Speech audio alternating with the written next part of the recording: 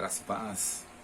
Vamos, como nós fazemos toda a semana, nos devotar um pouco mais à palavra do nosso Deus, o Eterno, e tentar um entendimento, uma compreensão melhor, diante de tantas, às vezes, interpretações errôneas ou distorções das Escrituras Sagradas.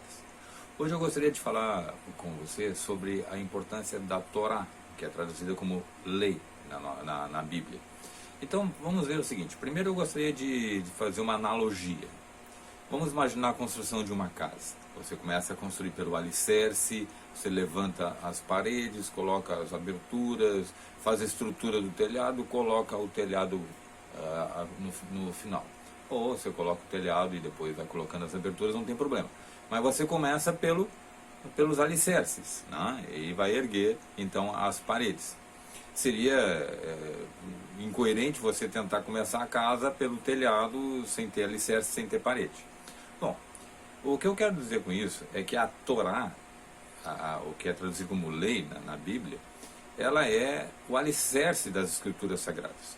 Tudo que você possa conhecer, entender e ter já aprendido sobre justiça do Deus Eterno, o conceito de justiça social, o conceito de justiça pessoal, ele está assentado, fundamentado na Torá. Então é impossível você dizer que conhece as Escrituras Sagradas se você não conhece a Torá, se você não conhece o que nós chamamos de a palavra de Deus no Velho Testamento. Eu prefiro usar o termo Antiga Aliança, porque na Nova Aliança, ou o Novo Testamento, Deus ele faz um novo pacto, renova uma aliança com o homem, mas fundamentada na Torá, no Neviim e Ketuvim, ou seja, na lei, nos profetas e nos escritos, né, que é vamos dizer assim, o Velho Testamento. Vamos falar como na linguagem popular, o Velho Testamento. Paulo nos diz lá em Romanos 6,14 que o pecado não terá domínio sobre nós, tá? Porque não estamos debaixo da Torá e sim da graça. Esse texto se tornou muito mal usado, muito mal interpretado, dando a ideia de que nós não temos mais nada a ver com a lei, não temos mais nada a ver com a Torá. Então, assim, olha, de hoje em diante nós estamos vivendo um novo período que é da graça, então nós não temos mais nenhuma relação com a Torá. Isso não é verdade, porque a graça ela é exatamente anunciada na Torá. A graça salvadora, redentora, ela foi fundamentada e anunciada na Torá e nos profetas, nos escritos do Velho Testamento. Então é fundamental o conhecimento do Velho Testamento. Hoje nós temos uma geração de crentes evangélicos, protestantes, pentecostais, neopentecostais, católicos, que conhecem porçõezinhas, pedaços, escritos, alguns versículos, sobretudo do Novo Testamento, mas não conhecem os escritos totais, as Escrituras Sagradas. É dever de todo aquele que se diz cristão, eu uso a expressão messiânico ou nazareno, para que é fundamental que ele conheça o Antigo Testamento, né? A Antiga Aliança, o Velho Testamento. Mas hoje nós temos uma geração que não gosta de ler, que não gosta de estudar as Escrituras Sagradas. É elogiado lá os crentes de Bereia, porque eles examinavam, eles liam todos os dias as Escrituras para ver se as coisas batiam com o que estava sendo ensinado. Hoje, muitos crentes e muitos católicos recebem qualquer informação como se fosse um ensino sagrado e absorvem, porque não conhecem as Escrituras Sagradas. Mas vamos lá, vamos mergulhar. Se esse texto que nós falamos agora, Romanos 6,14, né, que o pecado não terá domínio sobre vós, porque não estáis mais debaixo da lei, e sim da graça. Se esse texto ele se refere ao fim do período da Torá, ao fim da lei, então até o Senhor, o Messias, Yeshua, a Mashiach, ele teria dito algo incoerente. Porque ele diz lá no Evangelho de Mateus, no capítulo 5, que ele, não penseis que vim revogar, não penseis que eu vim destruir a lei e os profetas, Torá e Ketuvim, o Neviim. Ele não veio anular, ele não veio destruir, ele não veio revogar, ele não veio cancelar a Torá. Ele diz, eu vim cumpri-la. Ou seja, é fundamental para que haja justiça o cumprimento da Torá. O que está agora em xeque, em jogo, é que eu, como ser humano, não consigo me auto-salvar, não consigo me auto-redimir. Então, a Torá para mim ela representa um peso, um peso de morte, porque eu não consigo cumprir o que está ali, então estava destinado à morte. Mas Yeshua, o Messias, ele veio e cumpre a Torá e os profetas no meu lugar. Isso é a graça. Mas não significa que, no momento que eu estou salvo, eu já estou livre de cumprir a justiça prevista na Torá. Isaías diz que as ilhas, né, os continentes, o mundo, aguardarão com prazer a Torá de Deus. Né? Isaías 42:4. Nós também podemos ver no outro texto que, embora de que nós não estamos mais sob o jugo do pecado, né, nós ainda estamos servis, nós temos que ser obedientes à justiça que está na Torá de Deus. Quando o salmista diz lá no Salmo 19:7, a lei do Senhor é perfeita e restaura a alma. A Torá do Eterno é perfeita. Como pode ser algo que é perfeito ser cancelado, ser anulado? É impossível. Né? Olha outra parte do verso. A Torá do Senhor é perfeita e restaura a alma. Isso é graça. Davi diz, olha, a tua graça é melhor que a própria vida, os meus lábios te louvam. É porque a graça que advém da Torá. Ou seja, ela vai, como diz lá Paulo em Gálatas 3, a Torá nos serviu de aio.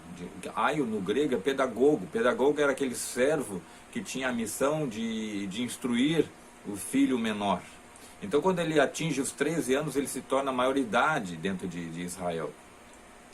E se ela serviu de aio para a graça, ou seja, ela serviu de pedagogo, ela serviu de instrutora, né? Ela foi aquela que nos ensinou a justiça do Deus eterno, e aí veio a graça. Primeiramente nós tivemos contato com essa justiça, o que é a justiça. Muitos dos crentes não querem dar atenção à Torá, não querem dar atenção e dizem, ela está relegada ao passado. Mas, por exemplo, eles continuam praticando a arrecadação do dízimo, e o dízimo é um mandamento na Torá, né? É uma instrução da Torá, da lei do Deus eterno. Então existem muitas coisas que precisam ser reavaliadas, né? As 10 palavras, os 10 mandamentos, está dentro da Torá, é o cerne da Torá, é o centro da Torá. Você está salvo pela graça, redimido pela graça, mas está não tem mais necessidade de seguir os 10 mandamentos. Paulo diz em Romanos 7:12, olha, a Torá ela é santa e justa, ela é boa, santa e justa. Romanos 7:12, Paulo mesmo dizendo, veja bem, irmão, veja bem, minha irmã, ela é boa, santa e justa. Então a Torá ela não perdeu o seu valor, ela não perdeu o seu sentido de ser, ela continua sendo boa. Sabe quando Deus criou o mundo, ele diz, olha, e viu Deus que era bom, e viu Deus que era bom. Né? Essa visão de Deus, ela é boa, ela é justa, vem daí a justiça, e ela é santa, ela é separada de todas as coisas que existem no mundo, de todas as instruções que existem no mundo, ela é separada para nós mesmos. O fim da Torá é Cristo, diz Romanos 10. Mas não é o fim assim, acabou a Torá. É que o fim no sentido de a outra ponta, a ponta final que a Torá aponta, né? Um jogo de palavras, né? A ponta que ela aponta é Yeshua, a Mashiach, é o Messias. Então, com o conhecimento da Torá, eu vou ver o esplendor do Messias lá na frente, a necessidade de um Redentor, a redenção pela graça. Por quê? Porque coube, apraz ao Senhor, o Deus eterno, ao ver que nós não iríamos ser salvos então pela Torá, ele nos deu a salvação pela graça, mas nós não nos tornamos impedidos de seguir a Torá. Vamos ver outros textos. Paulo diz lá na sua segunda epístola a Timóteo, no capítulo 3, versículo 16, toda a escritura é inspirada por Deus, é útil para ensino e para repreensão, para educação, para ensino e repreensão na justiça. Qual era a escritura que Paulo tinha naquela época em mãos? Era o que nós chamamos hoje de Velho Testamento. Ele está dizendo que todo o Velho Testamento é inspirado por Deus. Se é inspirado por Deus, meu irmão, minha irmã, como é que algo pode caducar? Como é que algo pode deixar de ter sentido? E olha o que ele diz, toda a escritura é inspirada por Deus e é útil para a educação, para o ensino, para a repreensão. Educação, ensino e repreensão. Os três pilares, não é? A formação do indivíduo, o ensino das instruções divinas e a repreensão, a correção. Como é que se corrige? Como é que nós nos corrigimos e como que a congregação dos salvos corrige os seus pares? Através da Torá. Todos os ensinamentos estão fundamentados na Torá. O que eu quero dizer para você é que é extremamente importante que você leia as escrituras do Antigo Testamento, né, da Antiga Aliança, porque é nela que contém todo o valor, todas as instruções. A palavra Torá significa isso, instruções. Quando ela é traduzida como lei, ela parece ter um caráter de legalismo, de alguma coisa que não tem... É pesado demais, mas ela é instruções. Torá são instruções. Então o que eu quero que você entenda comigo é que Paulo mesmo, que citou esse texto do que nós iniciamos a nossa conversa, ele diz lá em Atos 25:8, eu não pequei contra a Torá. Ele fala isso.